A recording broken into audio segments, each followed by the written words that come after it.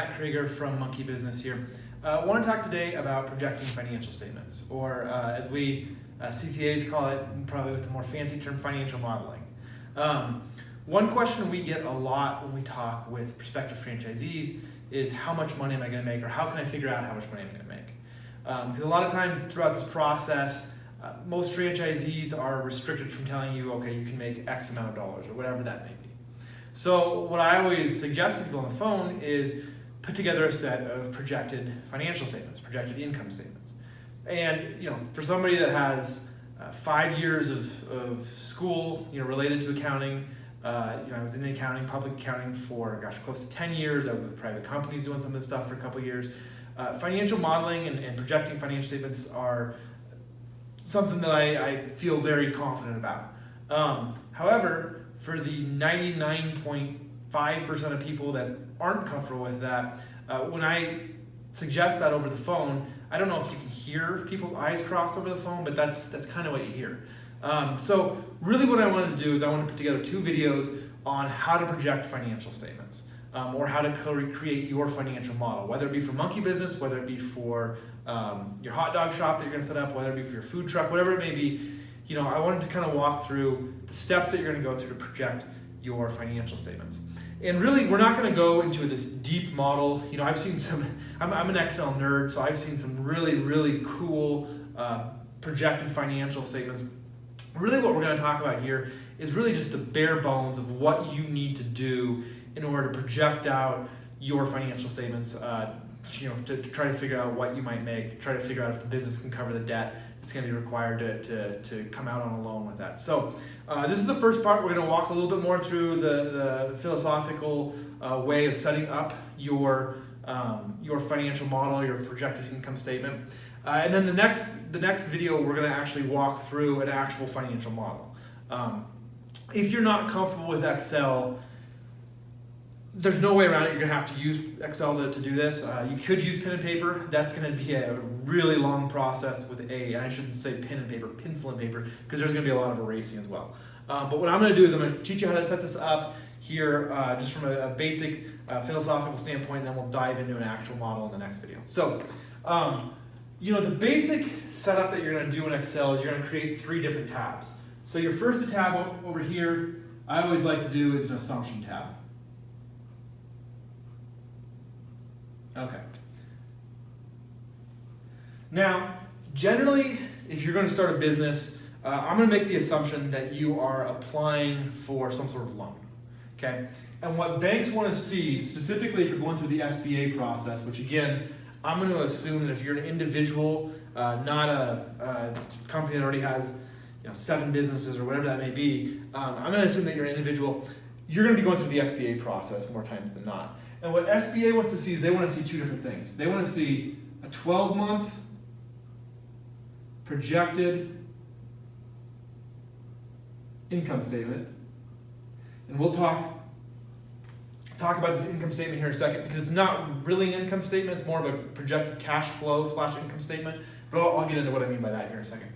But the second thing they're going to want to see is they're going to want to see, at the top of that 12-month, they're going to want to see a 5-year projected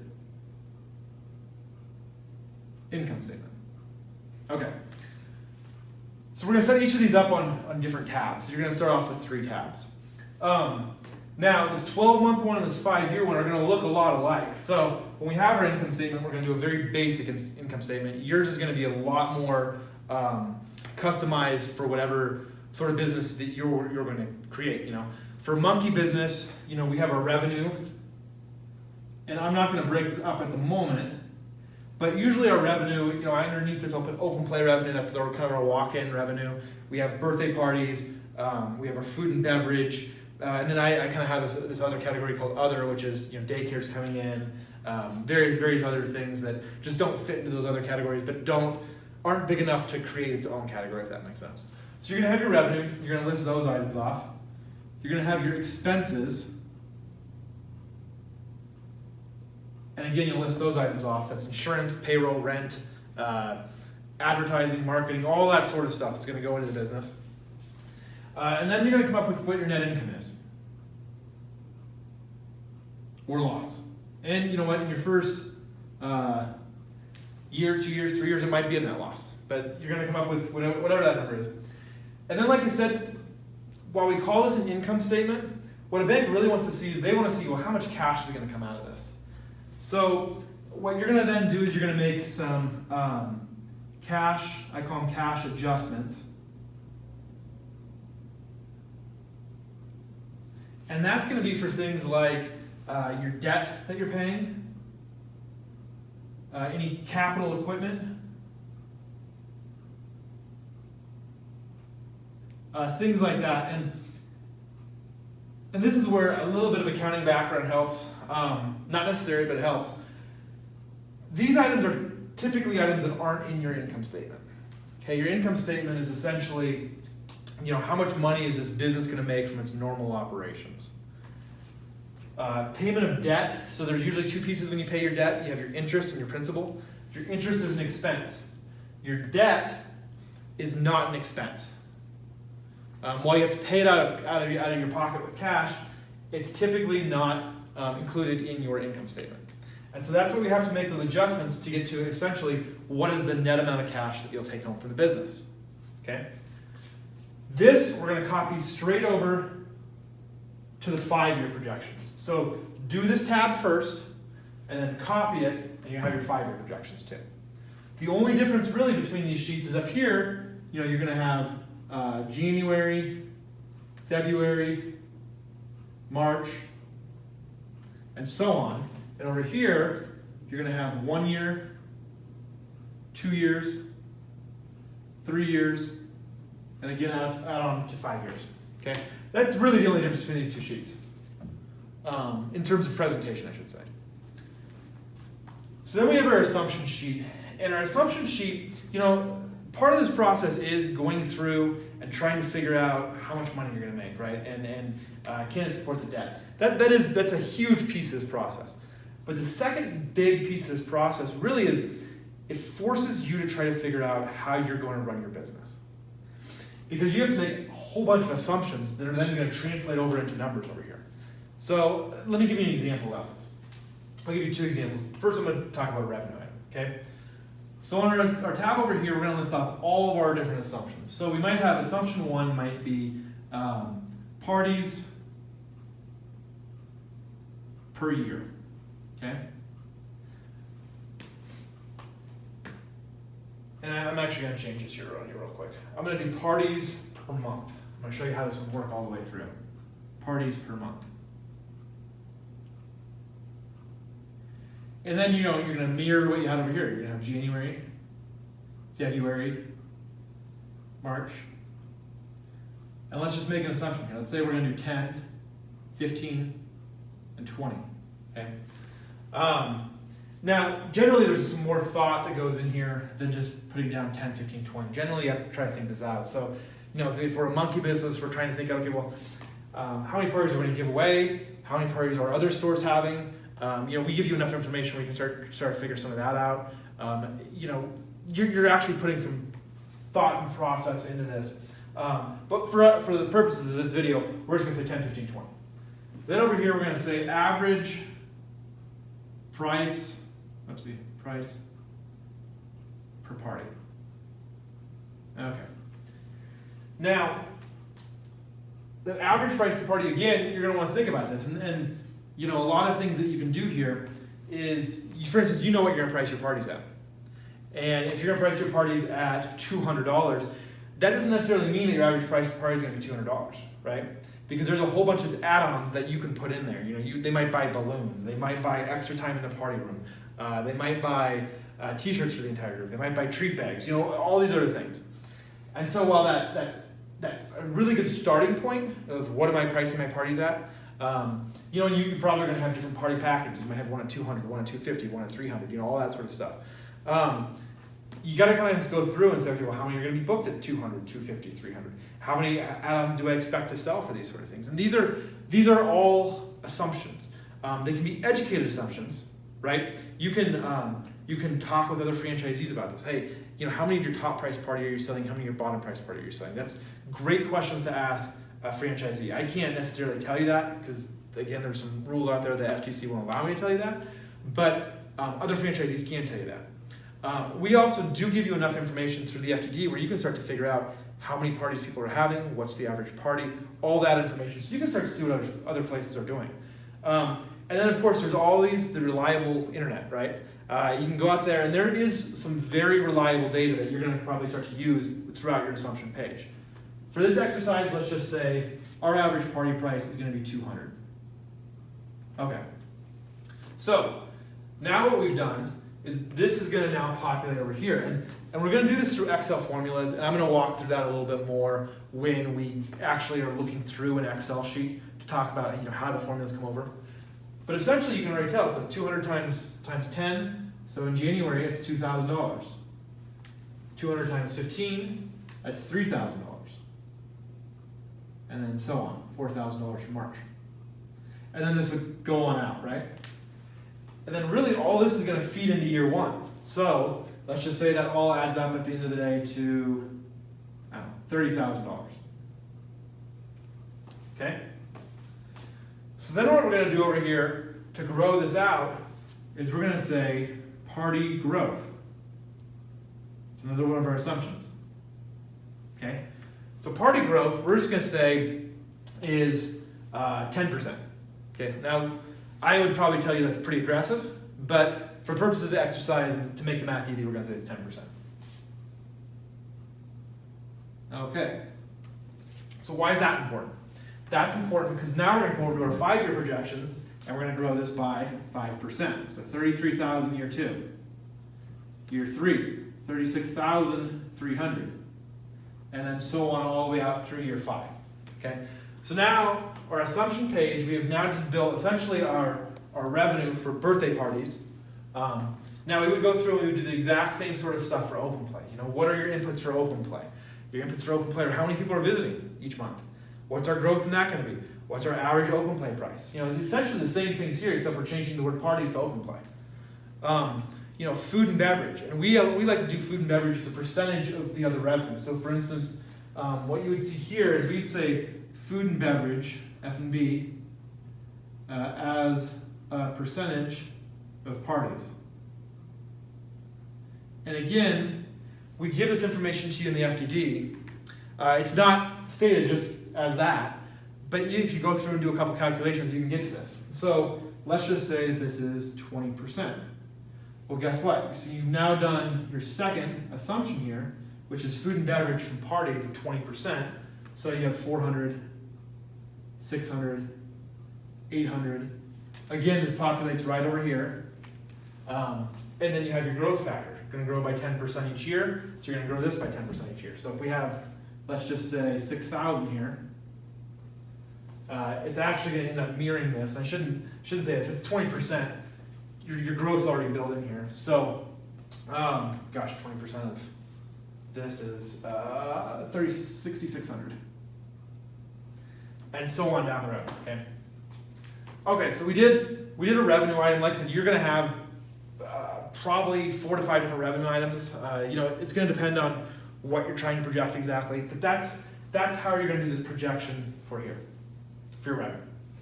Now let's talk about an expense. Expenses are going to be projected in all sorts of different ways, and what I mean by that is how you project your payroll is going to be vastly different from how you project your rent. Because let's think about the difference between the two, right? So rent, at the end of the day, rent's pretty easy to project. And I get a lot of people that say, well, how do I know what my rent is? And there's a bunch of different ways you can try to figure out your rent. So one is there's sites out there such as LoopNet, City Feet, I think is also owned by LoopNet. That's another site out there that you can go on there and you can see exactly in the area that you want to locate your business what places are renting for. And that doesn't mean that that's what you're going to pay for rent. Because obviously there's a negotiation that goes back and forth, but you can see the asking price. And you have to be careful because a lot of those numbers, what they're going to state is they're going to state it by square foot. And so this guy might say $15 per square foot, triple net. And so a lot of times you have to add your triple nets into that, right? So it's not $15, it's $21 or whatever that may be. But at the end of the day, it's relatively simple. You know that you're going to rent a place that has square footage of, let's just say 5,000 square feet. And then you have rents, or let's call it rent, of $20 per square foot. And guess what? And you know you're going to pay that monthly, right? So it's $100,000 of rent. Divide that by 12, which I don't have my calculator right on me right now. But we're just going to say I think it's $86.67 a month. On out, take it over here, and then we're going to grow it. And expenses we grow a little bit differently, okay? Expenses, what I usually do is I have an inflation factor. And so let's say my inflation is 3%. So what I'm going to do with that is I'm going to grow my rent in year 2. So if our rent in year 1 is $100,000, oopsie, our rent was $100,000, we're going to grow by 3%, so our rent in year 2 is $103,000. And so on down the road, right? Okay, so that's rent. So payroll, like we kind of began with this comparison, rent and payroll. Payroll is vastly different. I think payroll is the hardest, in my opinion, the hardest thing to approximate through this entire exercise. I think revenue, you can get to a point where you're comfortable with revenue. Rent, relatively easy. Insurance, there's, whether you talk to an insurance agent, which they will gladly give you a quote, or whether you go out there and you find out, we actually state in our FTD as a percentage of revenue what our stores are paying for insurance.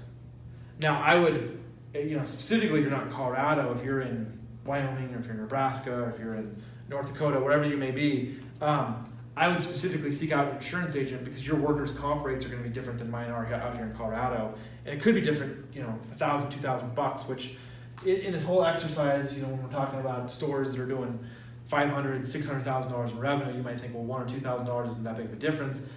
$1,000 or $2,000 on 15 different line items is a $30,000 difference. And that's a huge difference once we get down here, right? But I kind of digress though. But payroll is the hardest piece because you literally have to project out, what am I going to pay people? How often am I going to pay them? Or, I'm sorry, not how often I'm paying them. How many of them am I going to pay? More often than not, you're going to have different levels of employees. So at Monkey Bizness, we have supervisors, assistant supervisors, and party hosts. All three of them make different rates. The way that we staff the store is different. So what I mean by that is a party host isn't typically going to be here Monday mornings. But our supervisor will be, and we might have an assistant supervisor depending on the day. So the way that you staff your store is going to look different on a Monday than it is on a Saturday. So it's really hard to just make some grandiose assumption, okay, we're going to pay $15 an employee for 86 hours a week. That's really hard to do, unless you've done a lot of work to get into that point. But that's really hard to do. I'm not going to walk through payroll in this, because I think when we walk through the Excel sheet in the next video, that explains a lot more about how to go through and properly staff your store and make those assumptions. Okay. At the end of the day, you're going to come out to this, and let's just say we get to a net income of $10,000 in year 1. Okay. Net income, we're going to deduct our expenses from our revenue, get to our net income. And obviously we're doing this on a monthly basis, but we're just going to assume this is for the year. So then we have these cash adjustments. In year 1, you're probably not going to buy any capital equipment. At least within our store. And the reason I say that is because it's pretty capital intensive at the beginning. A lot of people will say, well, what's my repair and maintenance going to be year 1? It shouldn't be a ton. We've just opened up our store in Sioux Falls, and so we opened that up in March, and I'm sitting here today, almost beginning of September, and really the only repair and maintenance we had on is we had to change the locks a couple times. There hasn't been any other repairs because the facility's brand new, and there shouldn't be a whole lot of repairs. The equipment's brand new. The equipment, it gets beat on every day by kids, but it's made for that, right? Same thing with capital equipment. When you just open your store and you have this brand new store, hopefully your franchisor, or hopefully you, or hopefully us, has done a good enough job during the build-out process where we've identified everything you're going to need to operate that business for the foreseeable future. Now that's not to say in year 2 or year 3 or year 4 you're not going to have capital expenses, right? You might have to buy a new bounce house. Those bounce houses, the ones that we put in our stores, are anywhere between $1,500 and $2,000. So it's not a huge expense, but you might have to buy a new bounce house in year 3 or 4. Okay. But year 1, generally those capital expenditures, I always hate to put 0 on there. I'll put something in there, but it should be minimal, right? $1,000. And really think through, like, what am I going to need to buy in year 1? Maybe this is just an allowance. Maybe you say, okay, listen, I might have to buy some new tables and some new chairs for my cafeteria. I'm just not sure how much it's going to get utilized. So okay, $1,000. The biggest expense or the biggest cash adjustments we make is debt. And remember, interest is already up here in our expenses. Okay, and debt has its own calculation because we have to figure out how much debt are we going to have. And that's the biggest assumption, I think, in this entire thing. Because as we sit here today, most franchisors can't tell you how much it's going to cost exactly to start your business. And I'll tell you why. I don't know which building you're going to go into. And what I mean by that is there's 30 different types and that's an exaggeration, but there's 5 different buildings that you might have a choice to go into. This one over here has the bathrooms already built out. And this one over here already has plumbing taken to the front so that you can have a drain for our cafe. This one over here is brand new. Nothing's in it. It's a white box shell, right? And the other 2 have other traits to them. One needs a new air conditioning unit on top. The landlord, may or may not pay for it.